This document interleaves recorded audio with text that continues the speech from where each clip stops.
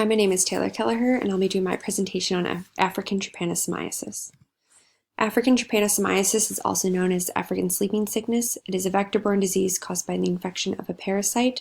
There are two types, Trypanosoma brucei gambiens, which is responsible for 98% of all cases of African sleeping sickness, and Trypanosoma brucei rhodesians.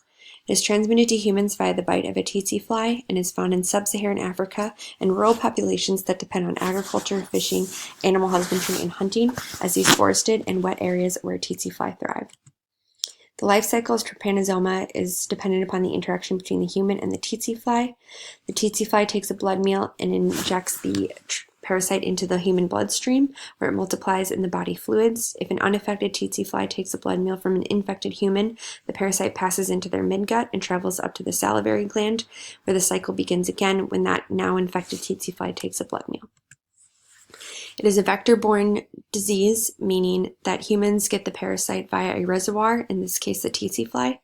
It can also pass from mother to child across the placenta. There are two stages of African sleeping sickness. The first stage is consistent with fever, headaches, joint pain, and itching. These occur intermittently over a period of 1 to 2 years. During this time, the parasite multiplies in the body fluids. African sleeping sickness enters the second stage of the disease when the parasite crosses the blood-brain barrier and enters the central nervous system. Here, neurological symptoms begin to occur, including disturbances in sleep, which is where the disease gets its name, as well as changes in behavior, poor coordination, and confusion. African sleeping sickness is considered fatal without treatment within 3 years. Screening using serological tests and checking for clinical signs such as swollen cervical lymph nodes, as well as blood tests to check for the parasite microscopically, can confirm diagnosis. Staging to determine the progression of the disease via lumbar puncture is important, as diagnosing early to avoid progression into the second stage is important for successful treatment.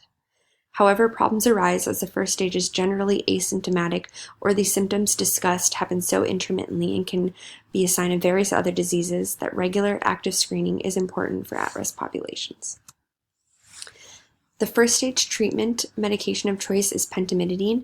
It is given as an intramuscular injection or IV. The second stage of treatment, there are several options, the first being eflornithine. However, it is a complex regimen, and now the World Health Organization recommends a combination of eflornithine as well as an oral medication, nifurtimox, as a first line of treatment for Trypanosoma gambiens. Both of these drugs are provided free of charge to endemic countries with kits containing all necessary materials for administration. It is important to note that follow-up care for up to 24 months is necessary, as the parasites remain viable to reproduce long after treatment, so routine blood tests and cerebrospinal fluid analysis is recommended. African sleeping sickness threatens millions of people in 36 sub-Saharan countries. Many of these countries have limited access to adequate healthcare services and resources. Because of these limited access to healthcare, it is difficult and has been difficult in the past to prevent a diagnosed disease, as in the case of 1998 when 40,000 cases were reported, but an estimated 300,000 undocumented cases were suspected and over 65 million people were at risk. It was also the leading cause of mortality in Angola, Democratic Republic of Congo, and South Sudan, even above AIDS. However, due to continued control efforts, in 2009, less than 10,000 cases were reported for the first time in 50 years, with the majority of these cases occurring solely in the Democratic Republic of Congo, as seen by the dark red country in the middle.